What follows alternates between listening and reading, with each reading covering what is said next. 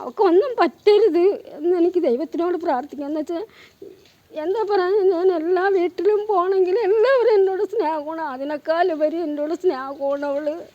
എനിക്ക് എന്താ പറയുക, പാവം അവളിങ്ങനെയൊന്നും അവനും ചെയ്യണ്ടായിരുന്നെന്ന് ഇപ്പം മനസ്സുകൊണ്ട് ആഗ്രഹിക്കുന്നത്. എനിക്ക് ഒരുപാട് സ്നേഹമുണ്ട്.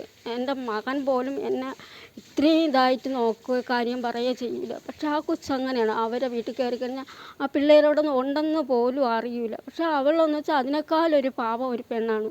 പക്ഷേ ഈ കൊച്ച് എന്തിനും ഇങ്ങനെ ചെയ്തതെന്ന് കേൾക്കുമ്പോൾ ഭയങ്കര വിഷമമുണ്ട്. ഇന്നലെ എൻ്റെ വീട്ടിൻ്റെ അടുത്തൊരു മരണം നടന്നു. എൻ്റെ അയച്ചിയുടെ ഭർത്താവ് മരിച്ചു. അങ്ങനെ ആ മരണം കഴിഞ്ഞ് ഞാൻ 7 മണിക്ക് വീട്ടിൽ പോകുമ്പോഴാണ് ഈ സംഭവം ഞാൻ അറിയണം. എനിക്ക് അപ്പോഴത്തൊട്ട് എന്താ പറയുക, എനിക്ക് എന്തോ പോലെയാണ്. അങ്ങനെ എനിക്ക് എൻ്റെ കാഴ്ചപ്പാടിലില്ല, കണ്ടിട്ടില്ല. എന്നുവെച്ചാൽ അവൻ ഒരു പക്വതയാണ്. വീട്ടിൽ സൈലൻ്റാണ്.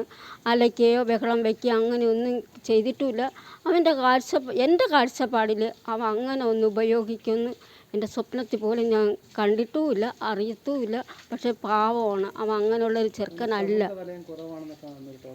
അത് സാമ്പത്തികത്തിൽ കുറവാണ്, അങ്ങനെയൊക്കെ കുറവാണ്. ഒറ്റയ്ക്കാണ് ബൈക്കിൽ പോവുകയും വരികയൊക്കെ ചെയ്യണം ഞാൻ കണ്ടിട്ടുള്ളത്. ഇനി ഇവിടെ നിന്ന് പുറത്ത് പോകുമ്പോൾ എങ്ങനെയാണെന്ന് അറിഞ്ഞൂടാ. ഈ വെഞ്ഞാറമൂട് മരുതമൂട് ഇങ്ങനെയൊക്കെ പോകുമ്പോൾ അവൻ ഒറ്റയ്ക്കാണ് പോവുകയും വരും. പിന്നെ കൂടുതലും ഉമ്മയും അനിയനും ആയിട്ടാണ് കൂടുതൽ സഹകരിക്കുന്നത്. എപ്പോഴും അങ്ങനെയാണ്. അവർ രണ്ടുപേരും ഒരു കൂട്ടുകിളിയെ പോലെയാണ് നടക്കുന്നത്.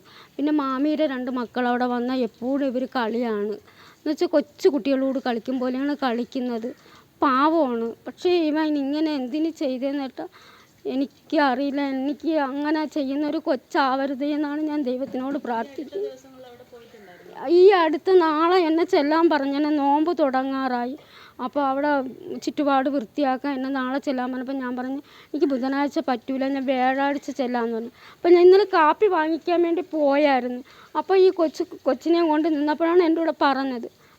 അപ്പോൾ ഞാൻ പറഞ്ഞു വ്യാഴാഴ്ച വരാൻ ക്ഷമി എന്ന് പറഞ്ഞിട്ടാണ് ഞാൻ പോകുന്നത്. വൈകിട്ട് ഇങ്ങനെ അറിഞ്ഞപ്പോൾ അവൾക്കൊന്നും പറ്റരുത് എന്ന് എനിക്ക് ദൈവത്തിനോട് പ്രാർത്ഥിക്കാം. എന്ന് വെച്ചാൽ എന്താ പറയുക, ഞാൻ എല്ലാ വീട്ടിലും പോകണമെങ്കിൽ എല്ലാവരും എന്നോട് സ്നേഹമാണ്. അതിനേക്കാൾ ഉപരി എന്നോട് സ്നേഹമാണ് അവൾ.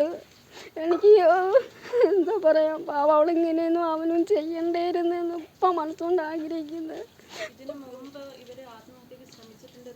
അതറിഞ്ഞൂടാ, അവൾക്ക് അറിഞ്ഞൂടാ, കേട്ടിട്ടില്ല അത്. പക്ഷേ അങ്ങനെയും പറഞ്ഞിട്ടില്ല. എന്നുവെച്ചാൽ അവൻ അങ്ങനെയുള്ളൊരു പയ്യനല്ല എന്നാണ് എൻ്റെ കാഴ്ചപ്പാടിൽ. എന്നുവെച്ചാൽ പക്വതയായിട്ട് നടക്കുന്നു, എല്ലാവരുടെയും സഹകരണമുണ്ട്, നല്ല സ്നേഹത്തോടെയാണ് പെരുമാറുന്നത്. ഓണം വന്നാലും പെരുന്നാൾ വന്നാലും എനിക്ക് അവനാണ് കൈനീട്ടം കാശ് തരുന്നത്. പെട്ടെന്ന് വന്നിട്ട് പറയാം, അപ്പം ഞാൻ പറയാം അടുത്ത വർഷം നീ ഇതുപോലെ നിൻ്റെ കയ്യിൽ നിന്ന് വാങ്ങിക്കാൻ കിട്ടണമെന്ന് ചിരിച്ചുകൊണ്ടേ തരും ആൾ. അപ്പം അങ്ങനെയുള്ളൊരു ചെറുക്കൻ ഇങ്ങനെ ചെയ്യുമെന്ന് ഉള്ളത് എനിക്കറിയത്തില്ല.